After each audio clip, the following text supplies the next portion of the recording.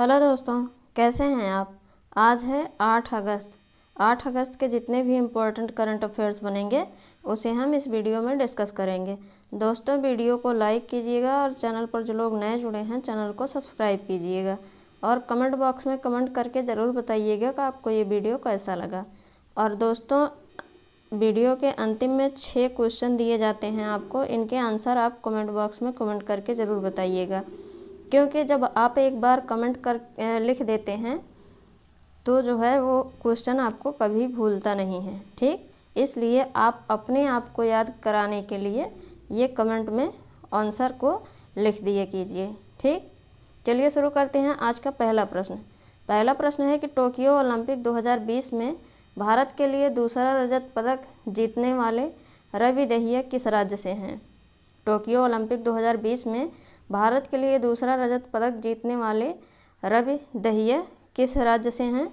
ये हरियाणा राज्य से हैं। ठीक, और रवि दहिया जो हैं ये 5 अगस्त 2021 को भारतीय पहलवान रवि कुमार दहिया ने पुरुषों के 57 केजी फ्री स्टाइल वर्ग में रजत पदक यानी सिल्वर जीते हैं। ठीक, और अगर पूछा जाए कि अब तक ओलंपिक में मतलब कि अब तक ओलंपिक में कुश्ती में कितने पदक जीते गए हैं, तो ये 6 पदक जीते गया है। ठीक, और टोक्यो ओलंपिक के समापन में ध्वजवाहक कौन होंगे। टोक्यो ओलंपिक के समापन में ध्वजवाहक कौन होंगे, तो ये जो है बजरंग पूनिया होंगे। ठीक, बजरंग पूनिया जो है टोक्यो ओलंपिक के ध्वजवाहक होंगे। ठीक, और अब हरियाणा की बात हुई है तो हरियाणा का कुछ करंट अफेयर्स देख लेते हैं। जैसे देश का पहला ग्रीन एटीएम कहाँ पर बनाया गया है, तो ये हरियाणा के गुरुग्राम में बनाया गया है। ठीक, और अगला पॉइंट है कि प्राण देवता पेंशन योजना ये किस राज्य से संबंधित है, ये जो है हरियाणा राज्य से संबंधित है। ठीक, और ऑक्सीजन ऑन व्हील्स जो है ये किस राज्य की योजना है, ये हरियाणा के करनाल शहर की है। ठीक, करनाल जो है हरियाणा राज्य में स्थित है। ठीक, वहीं की है, और करनाल में ही नेशनल डेयरी रिसर्च इंस्टीट्यूट भी इसका मुख्यालय है। करनाल में नेशनल डेयरी रिसर्च इंस्टीट्यूट का मुख्यालय है। ठीक, और अंतर्राष्ट्रीय सौर गठबंधन इंटरनेशनल सोलर एलायंस का जो है मुख्यालय ये गुरुग्राम में स्थित है। ठीक, और चौथे नंबर के खेलो इंडिया यूथ गेम ये जो है हरियाणा में आयोजित होगा। ठीक, इतना पॉइंट आप हरियाणा के बारे में याद रखिएगा। अब अगला क्वेश्चन देखते हैं।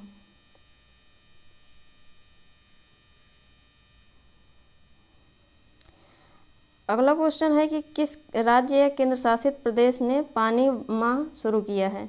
किस राज्य या केंद्र शासित प्रदेश ने पानी माह शुरू किया है, तो ये लद्दाख राज्य ने शुरू किया है। ठीक, लद्दाख राज्य में पानी माह शुरू किया गया है। और अभी यहीं पे हाल ही में विश्व की सबसे ऊंची सड़क का निर्माण किया गया है। विश्व की सबसे ऊंची सड़क का निर्माण किया गया है। इसकी ऊंचाई कितनी है, तो 19,300 फीट। 19,300 फीट जो है इसकी ऊंचाई है। ठीक, विश्व की सबसे ऊंची सड़क। और ये किस प्रोजेक्ट के तहत किया गया है, तो ये जो है ये हिमांक प्रोजेक्ट के तहत जो है बनाया गया है। और ये किसकी सहायता से बनाई गई है, तो BRO। ठीक, BRO इसकी सहायता से बनाई गई है। और यह जो है यह सड़क जो लद्दाख में सबसे ऊंची बनाई गई है, यह किस दर्रे में है, तो ये उमलिंग ला दर्रे में है। ठीक, किस दर्रे में है, तो उमलिंग ला दर्रे में। और मतलब कि अगर आपसे पूछा जाए कि इससे पहले मतलब लद्दाख में बनने से पहले सबसे ऊंची सड़क कहाँ की थी, तो ये जो है बोलीविया के नाम था। ठीक, किसके नाम था? तो बोलीविया के नाम था, जो कि उसकी लंबाई उसकी ऊंचाई कितनी है? 18,953 फीट, 18,953 फीट है। ठीक, ये याद रखिएगा। लद्दाख की बात हुई है तो लद्दाख को मैप में देख लेते हैं।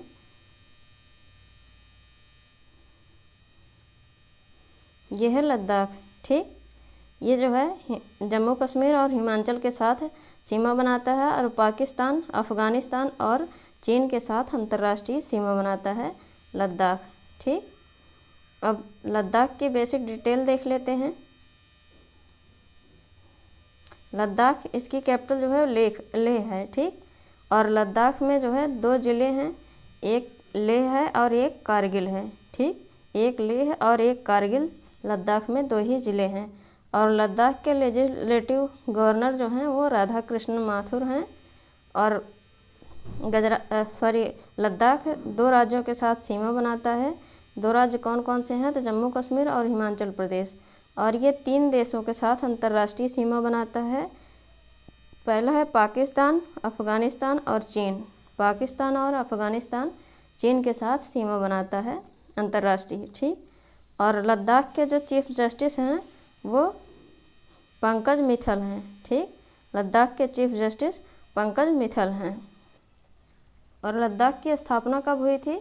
तो ये जो है 31 अक्टूबर 2019 को हुई थी। लद्दाख की स्थापना 31 अक्टूबर 2019 को हुई थी। और यहाँ पर 2 ज़िले हैं, अभी हमने बताया है, लेह और कारगिल। ठीक, अब अगला क्वेश्चन देखते हैं।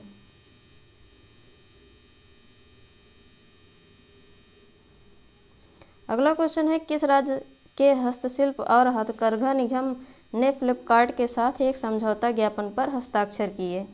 किस हस्तशिल्प और हथकरघा निगम ने फ्लिपकार्ट के साथ एक समझौता ज्ञापन पर हस्ताक्षर किए हैं? तो ये जो है हिमाचल प्रदेश ने किया है। ठीक, हिमाचल प्रदेश राज्य ने हस्तशिल्प और हथकरघा निगम ने फ्लिपकार्ट के साथ एक समझौते ज्ञापन पर हस्ताक्षर किए हैं। अब हिमाचल प्रदेश की बात आई है तो हिमाचल प्रदेश को मैप में देख लेते हैं।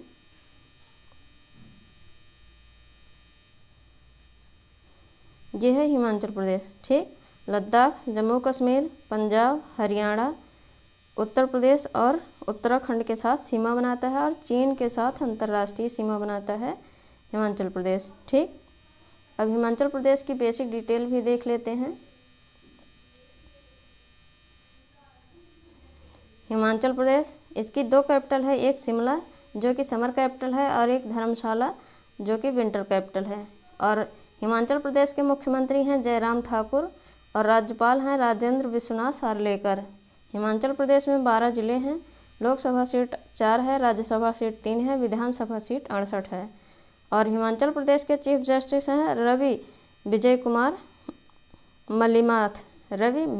मलिमाथ हैं। ठीक, और शिमला में हाई कोर्ट है हिमाचल प्रदेश की। और हिमाचल प्रदेश किन किन राज्यों के साथ सीमा बनाता है?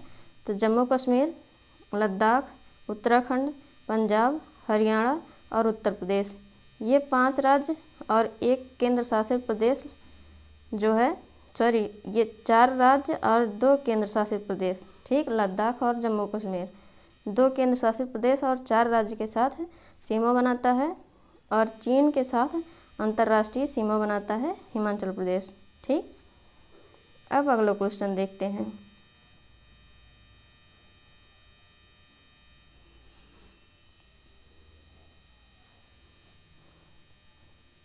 अगला क्वेश्चन है कि किस राज्य के मुख्यमंत्री ने ऊर्जा विभाग की 9 ऑनलाइन सेवाओं का शुभारंभ किया?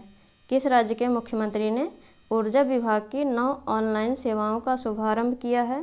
तो ये जो है ओडिशा राज्य के मुख्यमंत्री ने ऊर्जा विभाग की 9 ऑनलाइन सेवाओं का शुभारंभ किया है। ठीक, ओडिशा की बात हुई है तो ओडिशा का जो पिछला करंट अफेयर्स है उसे हम एक बार रिवाइज कर लेते हैं। ठीक, इसमें पहला पॉइंट है ओडिशा में भारत के पहले फायर पार्क का उद्घाटन किया गया है। अगला पॉइंट है भारत का पहला तूफान अध्ययन परीक्षण मंच टेस्टबेड ओडिशा में बनाया जाएगा। अगला पॉइंट है भारत की पहली शतरंज अकादमी ओडिशा राज्य में बनाई जाएगी। अगला पॉइंट है ओडिशा में रामलिंगेश्वर पार्क का उद्घाटन किया गया है। अगला पॉइंट है ओडिशा राज्य सरकार ने सुजल नल मिशन से पेय योजना का उद्घाटन किया है। अगला पॉइंट है ओडिशा की सरकार आशीर्वाद योजना को लॉन्च करेगी। अगला पॉइंट है मगरमच्छों की 3 प्रजातियों वाला भारत का एकमात्र राज्य ओडिशा बन गया है। और अगला पॉइंट है सुवर्ण रेखा सिंचाई परियोजना का संबंध ओडिशा राज्य से है। और अगला पॉइंट है 29 जुलाई 2021 को ओडिशा ने एक राष्ट्र एक राशन कार्ड योजना लागू की है। ठीक, इतना जो है ओडिशा के पिछले करंट अफेयर्स को रिवाइज कीजिएगा। अब ओडिशा की लोकेशन देख लेते हैं मैप में। ठीक, ये है ओडिशा। पश्चिम बंगाल, झारखंड, छत्तीसगढ़ और आंध्र प्रदेश के साथ सीमा बनाता है ओडिशा। ठीक, अब ओडिशा की बेसिक डिटेल देख लेते हैं। ओडिशा, इसकी कैपिटल जो है वो भुवनेश्वर है। ओडिशा की स्थापना 1 अप्रैल 1936 को हुई थी। मुख्यमंत्री हैं नवीन पटनायक, राज्यपाल हैं गणेशी लाल। 30 जिले हैं ओडिशा में। लोकसभा सीट 21 है, राज्यसभा सीट 10 है, विधानसभा सीट 147 है। और ओडिशा के चीफ जस्टिस हैं एस मुरलीधर। और कटक में हाई कोर्ट स्थित है ओडिशा की। ठीक, और केंद्रीय चावल अनुसंधान केंद्र जो है वो कटक में स्थित है। ठीक, और ओडिशा में एक झील है चिल्का झील, जो कि खारे पानी की सबसे बड़ी झील है। ठीक, ओडिशा किन किन राज्यों के साथ सीमा बनाता है? पश्चिम बंगाल, झारखंड, छत्तीसगढ़, आंध्र प्रदेश, ये 4 राज्यों के साथ सीमा बनाता है। और ओडिशा में एक सिटी है राउरकेला। राउरकेला को स्टील सिटी ऑफ ओडिशा कहा जाता है। ओडिशा में 2 बांध है, हीराकुंड बांध महानदी पर स्थित है और मंदिरा बांध शंख नदी पर स्थित है। और ओडिशा में कौन कौन से नेशनल पार्क हैं देख लेते हैं। तो Bhitarkanika national park, Similipal national park, Gahirmatha wild life sanctuary और Satkosia gorge wild life sanctuary, ये 4 नेशनल पार्क ओडिशा में स्थित हैं। ठीक, अब अगला क्वेश्चन देखते हैं। अगला क्वेश्चन है कि भारत के सर्वोच्च खेल पुरस्कार राजीव गांधी खेल रत्न पुरस्कार का नाम बदलकर किसके नाम पर रख दिया गया है? भारत के सर्वोच्च खेल पुरस्कार राजीव गांधी खेल रत्न पुरस्कार का नाम बदलकर किसके नाम पर रख दिया गया है? तो मेजर ध्यानचंद के नाम पर रखा गया है। ठीक, भारत के सर्वोच्च खेल पुरस्कार राजीव गांधी का नाम अब मेजर ध्यानचंद खेल रत्न पुरस्कार हो गया है। ठीक, अब अगला क्वेश्चन देखते हैं।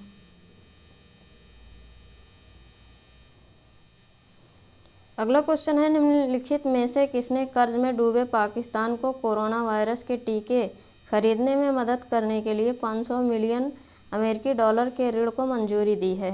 निम्नलिखित में से किसने कर्ज में डूबे पाकिस्तान को कोरोना वायरस के टीके खरीदने में मदद करने के लिए 500 मिलियन अमेरिकी डॉलर के ऋण को मंजूरी दी है?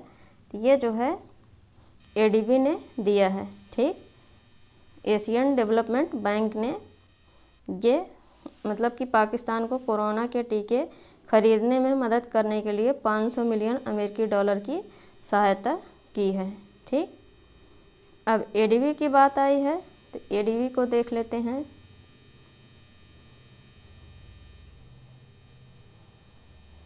एडीबी का फुल फॉर्म है एशियन डेवलपमेंट बैंक। ठीक, और इसकी स्थापना 19 दिसंबर 1966 को हुई थी।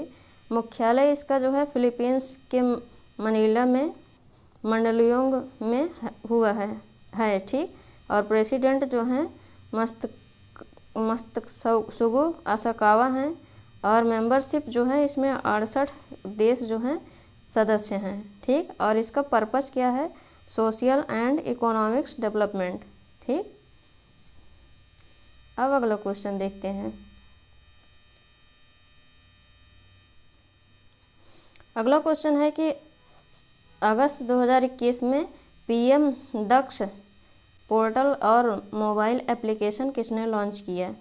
अगस्त 2021 में पीएम दक्ष पोर्टल और मोबाइल एप्लीकेशन किसने लॉन्च किया है? तो ये जो है वीरेंद्र कुमार ने लॉन्च किया है। ठीक, अगस्त 2021 में पीएम दक्ष पोर्टल और मोबाइल एप्लीकेशन वीरेंद्र कुमार ने लॉन्च किया है। ठीक, अब अगला क्वेश्चन देखते हैं।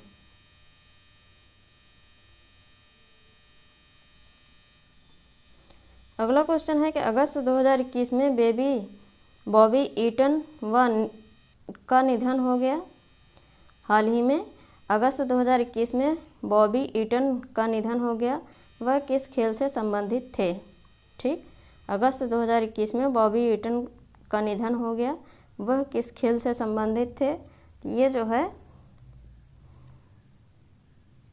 रेसलिंग के थे। ठीक, ये रेसलिंग के खेल से संबंधित थे।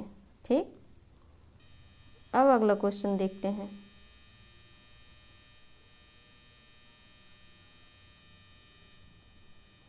अगला क्वेश्चन है प्रधानमंत्री भारतीय जनऔषधि परियोजना के तहत मार्च 2025 तक देश के सभी जिलों में लगभग कितने जनऔषधि केंद्र खोलने हैं?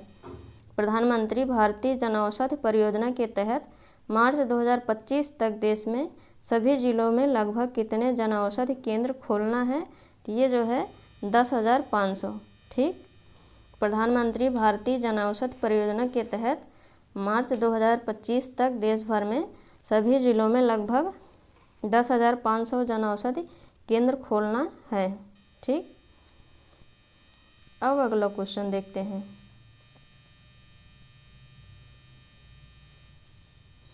अगला क्वेश्चन है भारत का लक्ष्य FY 2025 तक मत्स्य निर्यात को कितने रुपए तक बढ़ाना है? भारत का लक्ष्य FY 2025 तक मत्स्य निर्यात को कितने रुपए तक बढ़ाना है?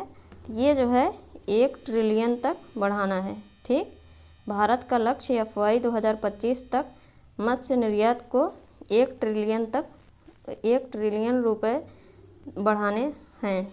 ठीक, अब अगला क्वेश्चन देखते हैं।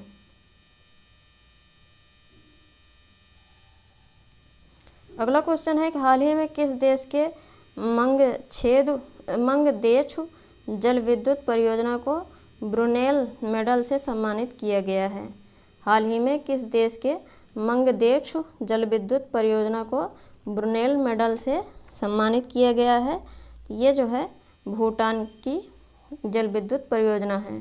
ठीक, भूटान देश के मंगछेदु जल विद्युत परियोजना को ब्रुनेल मेडल से सम्मानित किया गया है।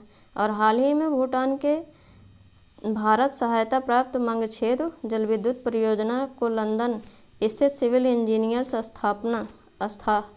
संस्थान द्वारा ब्रुनेल मेडल से सम्मानित किया गया। यह पुरस्कार उद्योग के भीतर सिविल इंजीनियरिंग में उत्कृष्टता के प्रतीक के रूप में दिया जाता है। ठीक, और भूटान के बारे में जान लेते हैं। तो भूटान की राजधानी है थिम्पू। प्रधानमंत्री हैं लोते त्शेरिंग और मुद्रा जो है भूटानी नगुल्टम है। ठीक, अब अगला क्वेश्चन देखते हैं। अगला क्वेश्चन है कि अगस्त 2021 महीने में किस राज्य में पानी माह या जल माह शुरू किया है? अगस्त 2021 महीने में किस राज्य में पानी माह या जल माह शुरू किया गया है? ये लद्दाख में शुरू किया गया है। ठीक, लद्दाख में केवल 11.75% ग्रामीण परिवारों के पास नल के पानी के कनेक्शन हैं। और पानी माह अभियान से केंद्र शासित प्रदेश लद्दाख में जल जीवन मिशन के कार्यान्वयन में तेजी आने की उम्मीद है। इस अभियान के दौरान ग्रामीण समुदायों को पानी के नमूने गुणवत्ता जांच और निगरानी के लिए पानी की गुणवत्ता प्रयोगशालाओं में भेजने के लिए प्रोत्साहित किया जाएगा। ठीक, पानी माह के अंतर्गत ये सारे काम किए जाएंगे। ठीक, जिससे हर व्यक्ति हर घर में पानी उपलब्ध हो सके। अब अगला क्वेश्चन देखते हैं। अगला क्वेश्चन है कि किस राज्य के पहलवान लाभांशु शर्मा ने केसरी कुश्ती दंगल 2021 में भारत केसरी पुरस्कार 2021 जीता? किस राज्य के पहलवान लाभांशु शर्मा ने केसरी कुश्ती दंगल 2021 में भारत केसरी पुरस्कार 2021 जीता है? तो ये उत्तराखंड के हैं। ठीक, ये लाभांशु शर्मा केसरी कुश्ती दंगल 2021 में भारत केसरी पुरस्कार 2021 जीते हैं और ये उत्तराखंड के हैं। लाभांशु शर्मा पहले ही राज्य स्तर पर 15 स्वर्ण पदक और राष्ट्रीय स्तर पर 10 पदक और अंतर्राष्ट्रीय कुश्ती प्रतियोगिता में 2 स्वर्ण पदक और 1 रजत पदक जीत चुके हैं। ठीक, और उत्तराखंड के बारे में जान लेते हैं। तो उत्तराखंड के राज्यपाल जो हैं बेबी रानी मौर्य हैं, मुख्यमंत्री पुष्कर सिंह धामी हैं। ठीक, अब अगला क्वेश्चन देखते हैं। अगला क्वेश्चन है कि नीरज चोपड़ा ने किस प्रतियोगिता में टोक्यो ओलंपिक में स्वर्ण पदक जीता? नीरज चोपड़ा ने किस प्रतियोगिता में टोक्यो ओलंपिक में स्वर्ण पदक जीता है? तो इन्होंने जो है भाला फेंक प्रतियोगिता में जीता है। ठीक, नीरज चोपड़ा ने भाला फेंक प्रतियोगिता में टोक्यो ओलंपिक में स्वर्ण पदक जीता है। ठीक, और भारत का पहला स्वर्ण पदक जो है ये नीरज चोपड़ा ने जीता है। ठीक, और नीरज ने अपने दूसरे प्रयास में 87.58 मीटर थ्रो करके यह गोल्ड मेडल जीता है। इसी के साथ नीरज चोपड़ा टोक्यो ओलंपिक 2020 में भारत के लिए स्वर्ण पदक जीतने वाले पहले व्यक्ति बन गए हैं। ठीक, और निशानेबाजी में अभिनव बिंद्रा 2008 के बीजिंग ओलंपिक के बाद नीरज चोपड़ा का स्वर्ण पदक ओलंपिक में भारत का दूसरा व्यक्तिगत स्वर्ण पदक है। ठीक,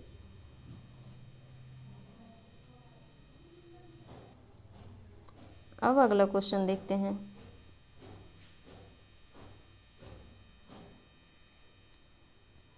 अगला है कि टोक्यो ओलंपिक 2020 में बजरंग पूनिया ने कौन सा पदक जीता? टोक्यो ओलंपिक 2020 में बजरंग पूनिया ने कौन सा पदक जीता है? ये कांस्य पदक जीते हैं। ठीक, बजरंग पूनिया कांस्य पदक जीते हैं।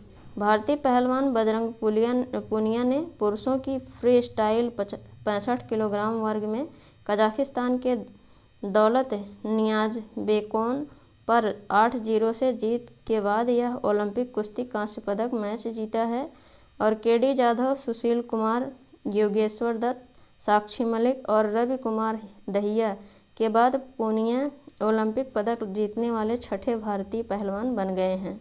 ठीक, और 2012 में लंदन ओलंपिक के बाद यह दूसरा मौका है जब 2 भारतीय पहलवानों ने एक ही खेलों में पदक जीता है। ठीक, 2012 में भी एक ही खेल में 2 पदक जीते गए थे और 2020 में भी एक ही खेल में यानी कि कुश्ती में जो है 2 पदक जीते गए हैं। ठीक, अब अगला क्वेश्चन देखते हैं।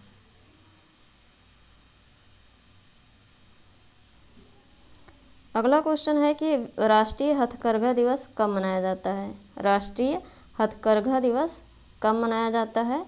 ये 7 अगस्त को मनाया जाता है। ठीक, राष्ट्रीय हथकरघा दिवस 7 अगस्त को मनाया जाता है। यह दिवस पहली बार 2015 में भारत सरकार द्वारा मनाया गया था। राष्ट्रीय हथकरघा दिवस देश में सामाजिक आर्थिक विकास में हथकरघा के योगदान पर ध्यान केंद्रित करने और बुनकरों की आय बढ़ाने पर केंद्रित है। ठीक, इससे जो है बुनकरों को मतलब कि सब लोग जो हथकरघा के बने कपड़े होंगे उसे खरीदेंगे और बुनकर को इससे दूनी आमदनी होगी। जब कपड़ा खरीदा जाएगा और बुनकर को काम मिलेगा तो उन्हें जो है इससे आय प्राप्त होगा। ठीक, अब अगला क्वेश्चन देखते हैं। अगला क्वेश्चन है कि tribal cooperative marketing federation of India ने किस तिथि को अपना 34वां स्थापना दिवस मनाया? Tribal cooperative marketing federation of India ने किस तिथि को अपना 34वां स्थापना दिवस मनाया है? ये 6 अगस्त को अपना 34वां स्थापना दिवस tribal cooperative marketing federation of India ने मनाया है। और ट्राइफेड की स्थापना 6 अगस्त 1987 को राष्ट्रीय स्तर की सहकारी संस्था नेशनल लेवल कोऑपरेटिव बॉडी के रूप में की गई थी, जिसका मुख्य उद्देश्य आदिवासियों के सामाजिक आर्थिक विकास का था। ठीक, इसका जो tribal cooperative marketing federation of India है, इसका मुख्य उद्देश्य है कि आदिवासियों का सामाजिक और आर्थिक विकास किया जाए। ठीक, इसलिए इसकी स्थापना 6 अगस्त 1987 को किया गया था। ठीक, अब अगला क्वेश्चन देखते हैं।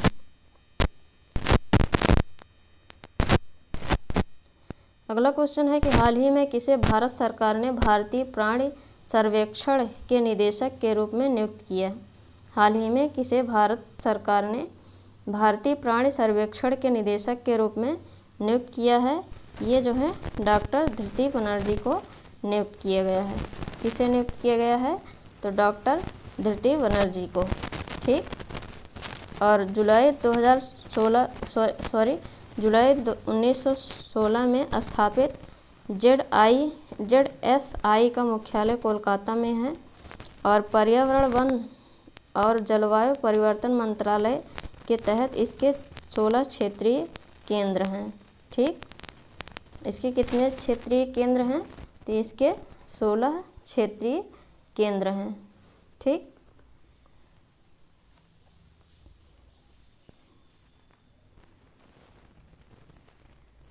अब अगला क्वेश्चन देखते हैं।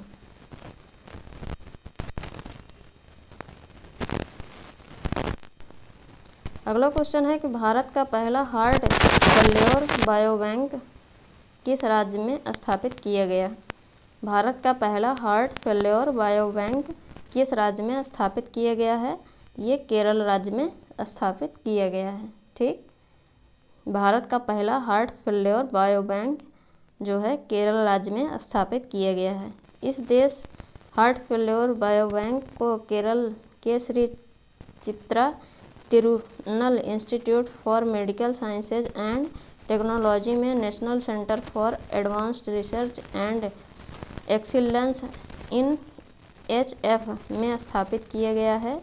यह बायोबैंक हृदय की विफलता के रोगियों में स्वास्थ्य परिणामों के आनुवंशिक चयापचय और प्रोटियोमिक्स मार्करों का अध्ययन करने के लिए खोला गया है। ठीक, अब अगला क्वेश्चन देखते हैं।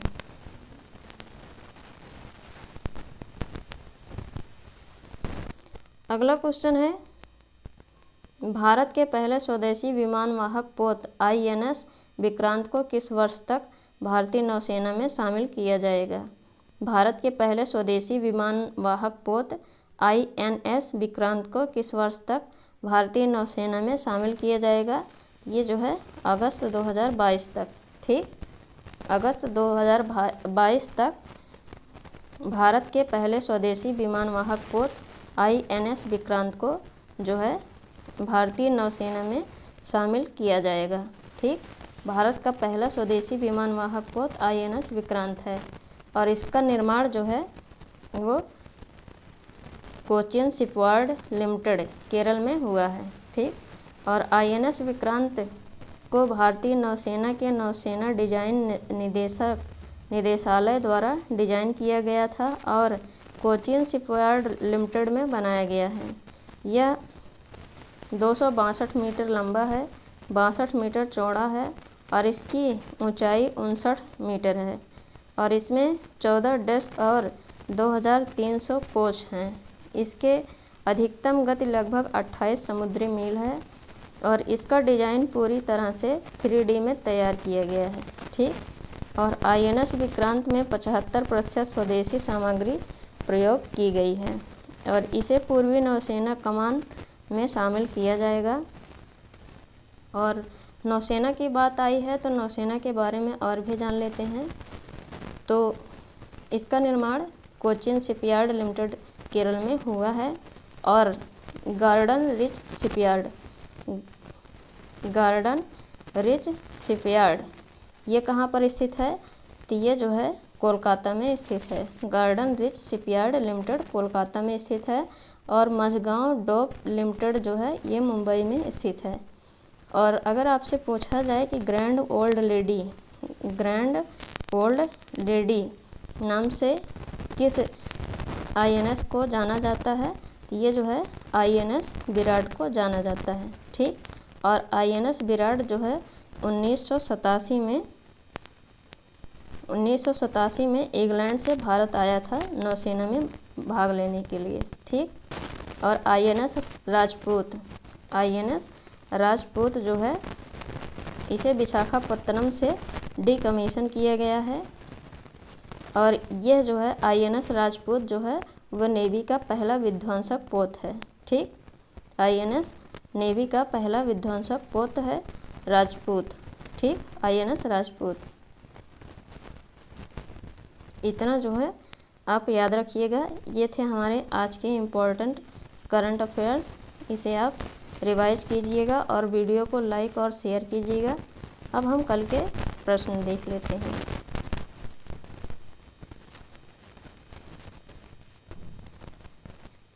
पहला प्रश्न है, किस राज्य सरकार ने हर हित स्टोर योजना लॉन्च की है? ये हरियाणा राज्य सरकार ने लॉन्च किया है।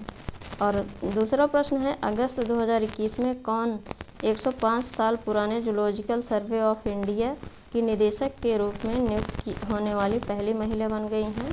ये धृति बनर्जी हैं। तीसरा प्रश्न है, कुथीरन सुरंग चर्चा में है। यह सुरंग किस राज्य में स्थित है? ये केरल राज्य में स्थित है। ठीक, चौथा प्रश्न है, किसने माई ऑन मैजगॉन नामक पुस्तक लिखी है? ये जो है रमेश बाबू ने लिखी है। पांचवा प्रश्न है, गुइडो बेलिडो किस देश के नए प्रधानमंत्री बने हैं? ये पेरू के नए प्रधानमंत्री बने हैं। छठा प्रश्न है, नारियल विकास बोर्ड विधेयक 2021 किस वर्ष के नारियल विकास बोर्ड अधिनियम में संशोधन करेगा? ये जो है 1979 के अधिनियम में संशोधन करेगा। ठीक, ये थे हमारे कल के प्रश्न। अब आज के प्रश्न देख लेते हैं जिनके आंसर आपको कमेंट बॉक्स में कमेंट करके बताने हैं। पहला प्रश्न है, राष्ट्रीय अपराध रिकॉर्ड ब्यूरो NCRB के आंकड़ों के अनुसार 2019 में किस राज्य ने बेरोजगारी के कारण सबसे अधिक आत्महत्या 553 दर्ज की है? ठीक, दूसरा प्रश्न है, सीमा सड़क संगठन BRO ने पूर्वी लद्दाख के किस दर्रे पर दुनिया की सबसे ऊंची मोटर वाहन चलाने योग्य सड़क का निर्माण किया है? तीसरा प्रश्न है, हर वर्ष किस तारीख को राष्ट्रीय हथकरघा दिवस मनाया जाता है? चौथा प्रश्न है, किसमें कनाडा में ब्रिटिश कोलंबिया पुरस्कार से सम्मानित किया गया है? पांचवा प्रश्न है, अखिलेश मिश्र को किस देश में भारत के अगले राजदूत के रूप में नियुक्त किया गया है? छठा प्रश्न है, दलित बंधु योजना का संबंध किस राज्य से है? दोस्तों, ये हैं हमारे आज के इम्पोर्टेंट क्वेश्चन जिनके आंसर आपको कमेंट बॉक्स में कमेंट करके बताने हैं। और ये भी बताइएगा कि आपको ये वीडियो कैसा लगा। दोस्तों, वीडियो को लाइक और शेयर कीजिएगा और चैनल पर जो लोग नए जुड़े हैं चैनल को सब्सक्राइब कीजिएगा। Thank you.